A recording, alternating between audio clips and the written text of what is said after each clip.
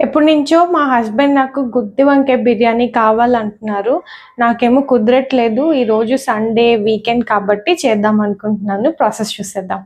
First ఒక బౌల్‌లో basmati rice తీసుకొని అది బాగా వాష్ చేసుకోవాలి. వాష్ చేసుకున్న తర్వాత ఇలాగ ఒక 30-45 మినిట్స్ మనం బాస్మతి రైస్‌ని నానబెట్టుకోవాలి. తర్వాత డ్రై రోస్ట్ చేసుకున్న నువ్వులు, పల్లీలు, అందులో కొన్ని మసాలా దినుసులు వేసుకొని బాగా పౌడర్ వచ్చేలాగా గ్రైండ్ చేసుకోవాలి. ఆ గ్రైండ్ చేసుకున్న పౌడర్‌లో కొంచెం అల్లం, అలాగే కొంచెం వెల్లుల్లి వేసుకోవాలి. అందులోనే నానబెట్టుకున్న జీడిపప్పు కూడా వేసుకోవాలి. ఇప్పుడు మనం చిన్న చిన్న పీసెస్‌గా కట్ చేసుకున్న టమాటో, ఆనియన్ పీసెస్‌ని వేసుకోవాలి. అందులోనే కొంచెం ధనియాల పౌడర్, పసుపు, తగినంత ఉప్పు, కారం కూడా వేసుకొని మనం బాగా పేస్ట్ అయ్యేలాగా మనం దీన్ని గ్రైండ్ చేసుకోవాలి.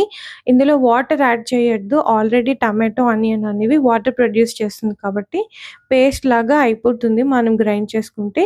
ఈ పేస్ట్‌ని మనం వంకాయలోకి స్టఫింగ్ చేసుకోవాలి. సో, ఇలాగ వంకాయల్ని 4 వైపులా కట్ చేసుకొని లోపల ఈ పేస్ట్‌ని బాగా మనం స్టఫ్ చేసుకోవాలి. సో, బాగా వంకాయలకనేది పడుతుందనమాట.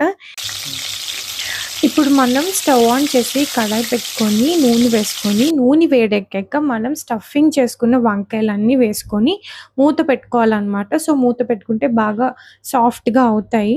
సో, ఇంతలో మనం బాస్మతి రైస్ కుక్ చేసుకోవడానికి పక్కన స్టవ్ మీద గిన్నె పెట్టి అందులో వాటర్ ఏసుకొని ఈ మసాలా దినుసులన్నీ కూడా వేసుకోవాలి. తర్వాత 2 పచ్చిమిరపకాయలు వేసుకుంటున్నా. తర్వాత లెమన్ స్లైసెస్ వేసుకుంటున్నాను. So, flavour గురించనమాట.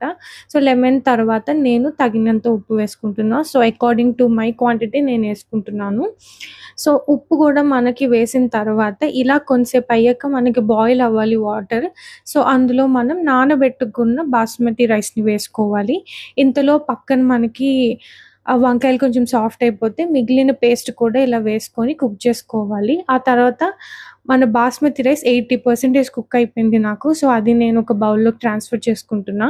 ఆ తర్వాత నాకు కర్రీ కూడా కుక్ అయిపోయింది. సో, కొంచెం కర్రీని నేను పక్కన పెట్టుకొని అందులో లేయర్స్‌గా నేను రైస్ ఏసుకొని పైన కొంచెం కొత్తిమీర, ఫ్రైడ్ ఆనియన్స్ వేసుకుంటున్నాను. ఆ పైన ఇంకోసారి కూడా నేను మళ్ళీ కర్రీ పెట్టుకొని ఇంకో లేయర్ వేసుకున్నా. ఒక 10-15 మినిట్స్ మనం లో ఫ్లేమ్‌లో ఉంచుకుంటే సరిపోతుంది. ఆ దమ్ అనేది మనకి బాగా రైస్‌కి బాగా ఫ్లేవర్ పట్టి చాలా బావుంటుందనమాట.